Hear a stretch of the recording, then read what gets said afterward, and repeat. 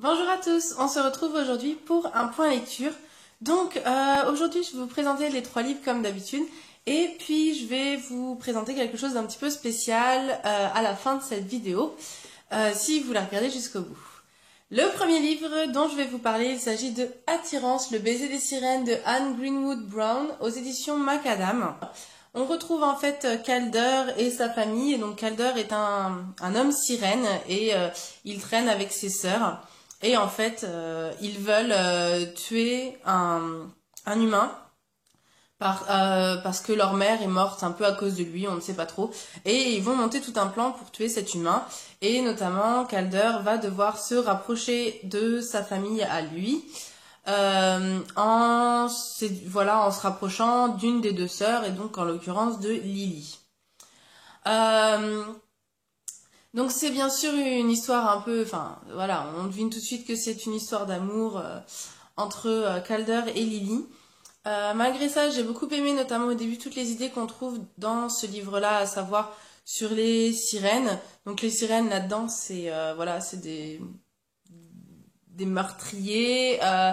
Elles attirent les gens dans le lac ou dans la mer pour les noyer. Autour, il y a pas mal d'idées sur la communication entre elles, le lien qu'il y a entre les différentes sirènes d'une famille. On a aussi sur la transformation pour pouvoir marcher, puisqu'en fait ces sirènes-là peuvent quand même marcher sur la terre. Et on suit Calder qui a un petit peu des problèmes avec sa situation de sirène et qui n'est pas forcément d'accord avec la vie que mènent ses sœurs. Ça, j'ai trouvé ça assez sympa. L'histoire d'amour en elle-même est assez cool. C'est chouette. En fait, j'ai bien aimé ce tome-là. J'ai trouvé ça vraiment pas compliqué à lire, agréable et tout. Par contre, je ne pense pas lire la suite, tout simplement parce que, voilà, je sais pas ce que la suite va vraiment apporter de plus par rapport à ce tome-ci. Parce que toutes les trilogies basées sur des histoires d'amour, j'ai quand même un petit peu de mal, surtout quand c'est vraiment le cœur du truc. Et là, voilà, très clairement, le côté sirène a pris de l'importance dans ce premier tome parce que c'est un premier tome. J'ai peur que dans les tomes qui suivent, ce soit beaucoup moins le cas. On n'a plus beaucoup d'interrogations, en tout cas les interrogations qui restent, m'intéressent un petit peu moins. Donc je vous le conseillerais, si vous avez lu la suite, n'hésitez pas à m'en parler parce que je crois que le tome 2 est sorti en France. Et ça m'intéresserait aussi de savoir de quoi peut parler la suite. Mais en tout cas, voilà, c'était agréable. Ensuite, j'ai lu Saphir Blau de Kerstin Gier. Donc c'est le tome 2 de la trilogie Rouge Rubis, donc que je vous présente ici dans l'édition allemande.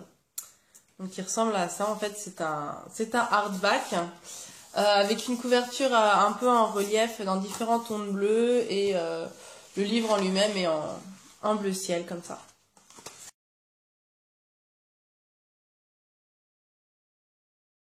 Ici donc on retrouve Gwendoline et Gideon, je sais pas comment ça se dit, avec leur singularité du gène du voyage dans le temps, qui doivent donc partir à la recherche de leurs aïeux pour récupérer les différents échantillons de sang de différentes personnes parmi leurs aïeux qui avaient aussi cette même aptitude. Et notamment, le comte de Saint-Germain va organiser un bal à une époque, je crois c'est au 18e ou au 19e, quelque chose comme ça, où Gwendoline va devoir aller pour faire parler avec lui et rencontrer certaines personnes importantes. Et donc on va assister un petit peu à comment est-ce que les gens vont lui apprendre aussi comment se comporter à cette époque-là et faire face à ça. Et elle fait toujours face à ces visions de personnes mortes. Elle est un peu accompagnée partout par une gargouille, il me semble. Et voilà, j'ai beaucoup plus aimé ce tome 2 que le premier tome. Alors c'est peut-être aussi parce que le premier tome, j'ai lu il y a quelques mois. Enfin déjà, au moins une demi-année, c'est sûr. Et mon allemand était pas aussi bon. Et en plus, c'est toujours en langue étrangère. J'aime bien continuer des séries parce que justement, le premier tome, c'est un peu compliqué, mais les deuxième et troisième tomes sont souvent plus simples. Et donc j'ai bien aimé ce tome 2 et j'ai commandé le tome 3 qui devrait arriver, j'espère, courant de cette semaine dans ma boîte aux lettres. Le troisième tome que je vais vous présenter, c'est mon premier coup de cœur de l'année, donc je suis très contente de vous le montrer. Il s'agit de Daughter of Smoke and Bone de Laini Taylor, donc que j'ai ici en anglais, qui s'appelle en français Fille des chimères, il me semble.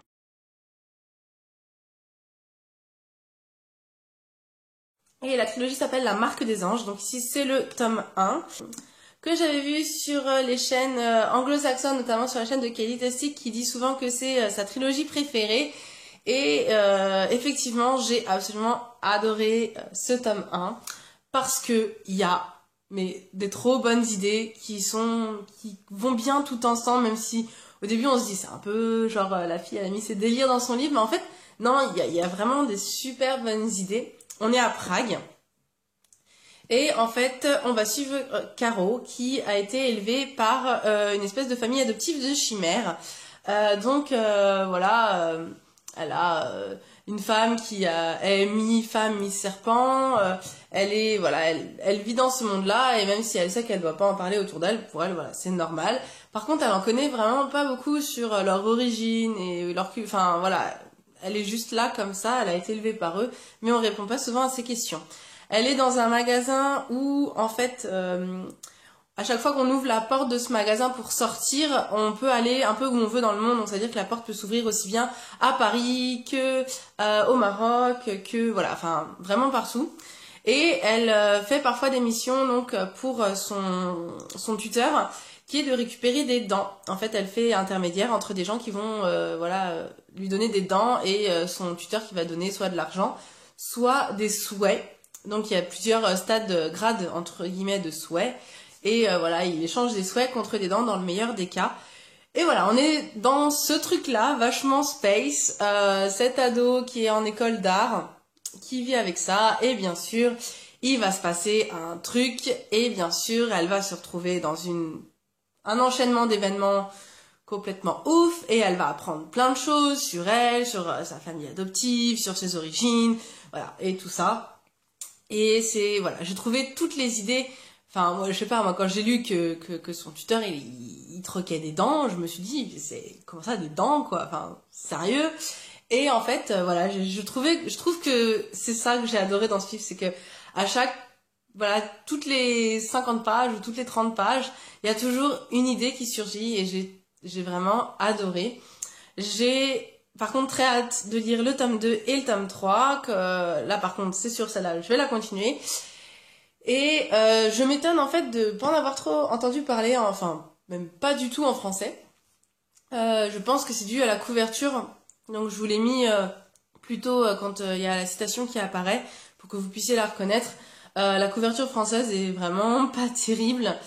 Et ce que je trouve vraiment dommage parce que bah voilà, ce livre-là est connu notamment aux États-Unis et il existe en français et n'hésitez vraiment pas à vous le procurer, ne vous arrêtez surtout pas à la couverture. En ce moment, très rapidement, je suis en train de lire Le Dragon des Arcanes de Pierre Pével, donc c'est le tome 3 des Lames du Cardinal, aux éditions Folio SF.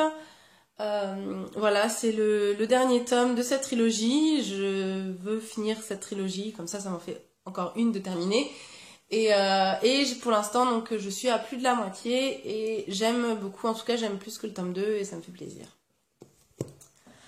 Voilà, donc pour l'instant, je vous parlais tout à l'heure de vous montrer quelque chose d'un peu spécial. Ce que je vais vous montrer, en fait, c'est ce que j'écoute en ce moment dans ma voiture. Je me suis mis en fait au livre audio et au livre audio en allemand, puisque si vous suivez, vous voyez que voilà, je lis de plus en plus également en allemand.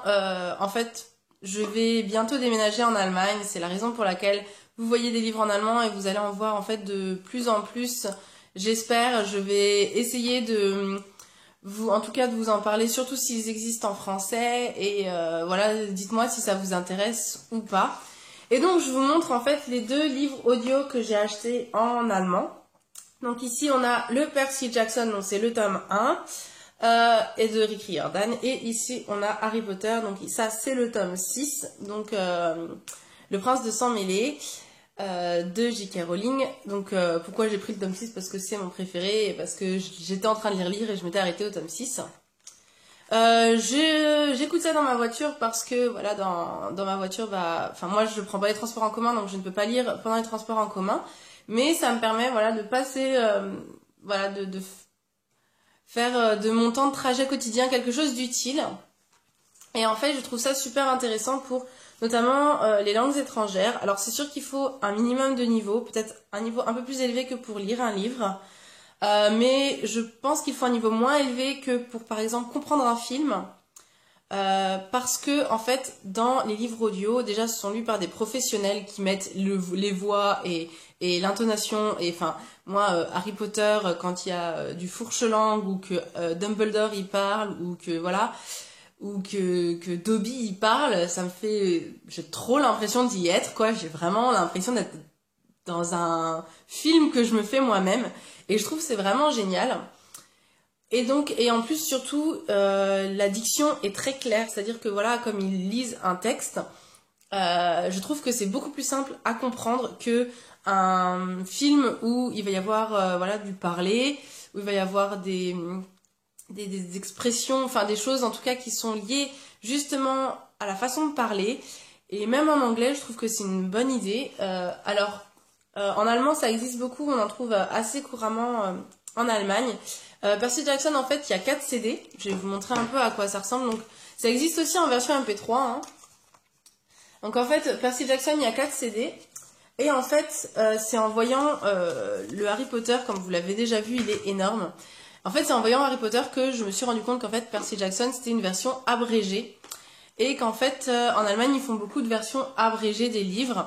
Alors Percy Jackson, honnêtement, je l'avais lu il y a très longtemps et je ne m'en suis pas rendu compte quand ils l'ont lu. C'est-à-dire que je pense qu'ils raccourcissent certaines descriptions ou certains passages, mais en aucun cas l'histoire, et ils n'enlèvent pas des chapitres, vraiment pas. Mais pour le coup, comme c'est dans une langue étrangère, si je rachète quelque chose d'autre, j'aimerais autant ne pas avoir la version raccourcie, et aussi parce que j'aime lire et que ça m'embête toujours un peu d'avoir une version raccourcie, même pour du young adulte ou de la jeunesse.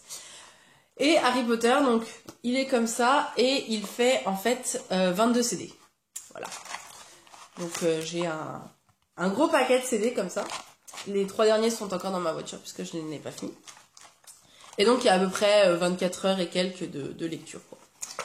Et voilà, donc ça j'en suis complètement fan. Je me suis acheté le tome 7 du coup, puisque j'arrive bientôt à la fin de celui-là et que je fais quand même pas mal de route.